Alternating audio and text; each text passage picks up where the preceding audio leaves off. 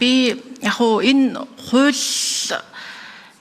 ийм талаар ер нь нөгөө улсын хурал өөрөө хариуцлагатай байх ёстой, хариуцлага тооцдог механизм байх ёстой гэдэг шаардлага байгааг ойлгож байгаа. Байх ч ёстой. 30 хэдэн жил бид нар мөрдөж ирсэн үндсэн хуультай улсын хурал өөрөө үндсэн чиглэлээ хэрэгжүүлж чадахгүй, ажиллаж чадахгүй байх юм бол ямар механизмаар хариуцлага тооцдог байх юм бэ гэдгээр манай үндсэн хууль угаасаа сул. Тэгээ энэ бол энэ 126 та парламентын үед ч одоо ингээд ёс зүй янз бүрийн асуудал олцоод хариуцлага тооц гэдэг асуудал гараад байгаа гэхээс илүү 30 жилийн хугацааны богшил гэж бодож байгаа. Өмнөх парламентууд улсын хурлын гишүүд хариуцлагагүй ажиллаж исэн учраас энэ олон эмчин иргэдийн бухимдлыг төрүүлээд эргэжсэн ийм шаардлага тавиад байгаа гэж бодож байгаа. За тэгээд та бүхний оруулж ирсэн энэ хуулийг харсан. Хэрэгцээ шаардлага байгаа дээр та бүхэн за улсын хурлын гишүүдийг тэгвэл ийм дөрвөн одоо ийм шалгуураар дөрвөн өөр ийм шалгуураар татдаг болёо гэдэг энэ хуулийн төслийг оруулж ирж байгаа. Энэ дөрвөн шалгуурын чинь хоёр нь бол маш тодорхой.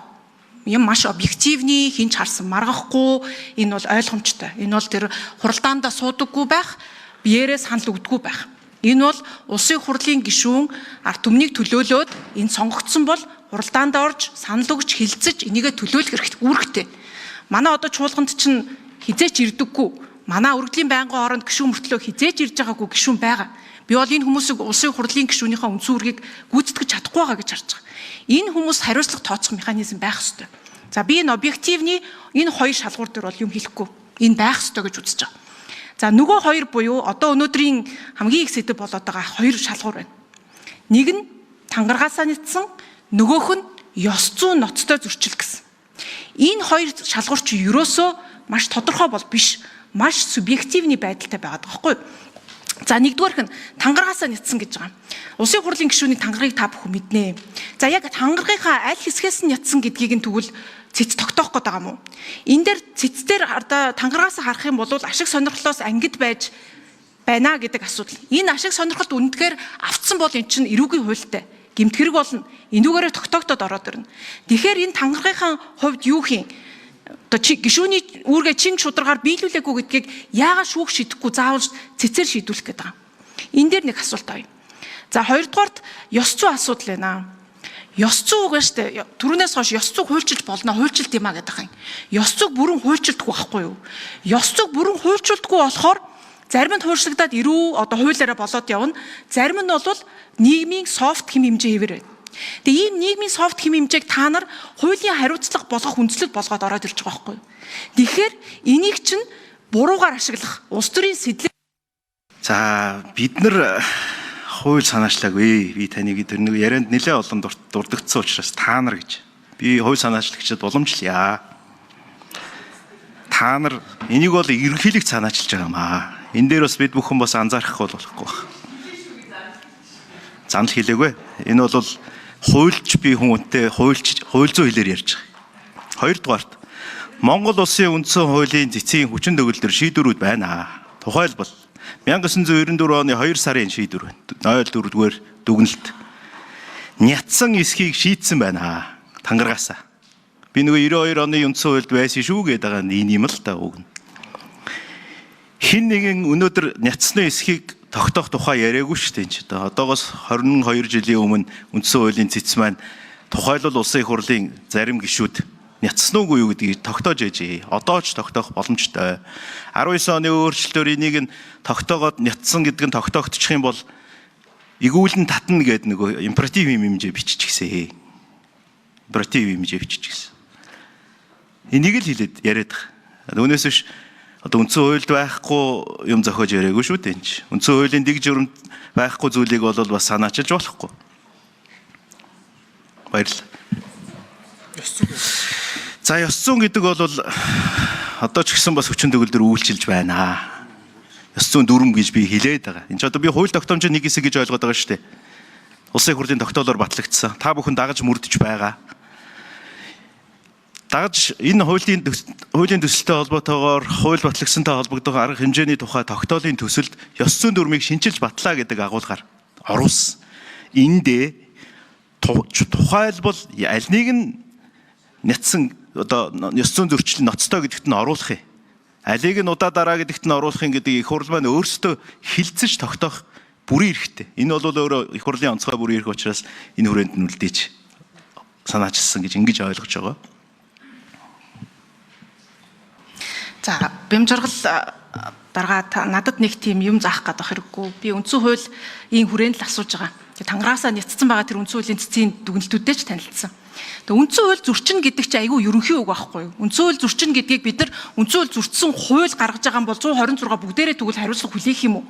Гэх мэтчлэн энийг чинь наривчил та нар хууль санаачлагчийн зүгээс ямар үзэл санаагаар энийг оруулж ирсэн бэ? Тангараасаа нийцсэн гэдэг юу гэж ойлгож орж ирсэн бэ? Гэдэг ямиг бид нар үзэл санааг нь бид нар асуугаад ахаар урдаас нэг юм яриад ах юм. За хоёрдугаар дээр шүү дээ те. Энэ ёс зүй гэдэг асуудал байна. Дүрмээрээ гэдэг ах юм. Би хардаа олон улсын парламентын холбоонд нэг парламентчдын хүний эрхийн хорооны ерөнхийлөгчөөр нь ажиллаж байгаа. Яг энэ асуудал дээр явдаг байхгүй юу? Тэгээ энэ улсуудын асуудлуудыг бид нар бусад олон улсын юм үзэхээр ёс зүйгээр хуульчлагчд болохгүй ёс зүйгээр хуулийн хариуцлага хүлээдэг механизм алгаа. Ялангуяа гишүүнийг татдаг юм алга. Сахилгын хариуцлага хүлээдэг болно. Цалингийн багсах яад. За баярлалаа намжин гишүүд. Монгол улсын үндсэн хуулийг би одоо дахиад нөгөө үндсэн хуулиар би танд хэлэх гээд. Дэлхийн бусад улсын үндсэн хуулиас улсын их хурлын гишүүнийг нь одоо Монгол улсад үйлчилж байгаа шиг игүүлэн татдаг улс та нэгийг ч олохгүй. Харьцуулах боломжгүй. Энэ Монгол улсын үндсэн хуулийн дэг журам байхгүй юу? Монгол улсад импичмент гэдэг ойлголт бас байхгүй хуулиар.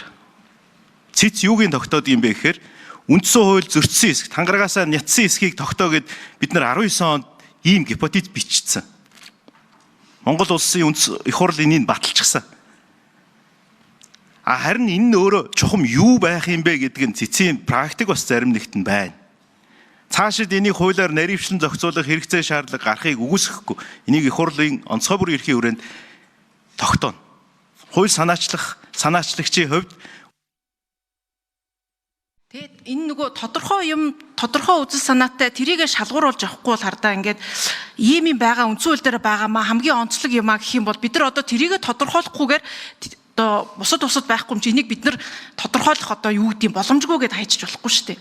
Тийм субъектив байдлаар тэгвэл тодорхойгүй юмыг тайлбарлах боломжтой юмар бид нар хуулийн ийм чухал одоо шаардлага хариуцлага хүлээх юм ороод ирэх юм бол эн чин цаашдаа та хэдийн санаа зүв боловч өөр хүн гарч ирээ буруугаар ашиглах үүд амийг нээд гэдгийг бол та бүхэн бас биднэр заалтгүй мэдчихэж байгаа бах тий. Тэн дээр чин санаа зовоод асуугаад та нар ямар үзэл санаагаар ямар цар хүрээгээр бодож орж ирсэн гэдэг асуултыг асуухаар би бол бас тодорхой ингээ хариулт авч чадахгүй л энэ. Өнөөдөр яг ингээ хилцсгийг байнгын орон дээр чинь дахиад чуулга явна.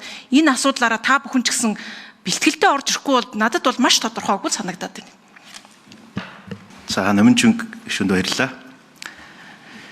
Хууль тодорхой байх бол өөрөө хэрэгцээ төрийн бас гол зарчмын нэг ээ. Тангараасаа нятсан гэдэг энэ гипотез нь юу байх юм гэдэг нь өөрөө цаашид улсын их хурлын хууль, дэгийн хууль, дүрмээр ирлүү зохицуулагдах харилцаатай мэлээ. Энэ дээр бол Монгол улсын ерөнхийлөгчийн хууль санаачлах хүрээ хязгаар нь энэгээр хязгаарлагдж байгаа гэдэг үүднээс бас зохицуулахгүй байгаа. Гэхдээ объектив юм бичиж байгаа. Тэрний юу вэ гэхээр тухайлбал тангараасаа нятсан хэсэх асуудлаар шалгуулахаар хандаж болно. Төлөөлөгчийг үүргээ хэрэгжүүлсэн хэсэх асуудлаар хандаж болно. Хууль тогтоогчийг үүргээ хэрэгжүүлэх асуудлаар хандаж болно. Мөн ёс зүй ноцтой зөрчил болон удаа дараа зөрчил гаргасан хэсэх асуудлаар хандаж болно. За баярлалаа.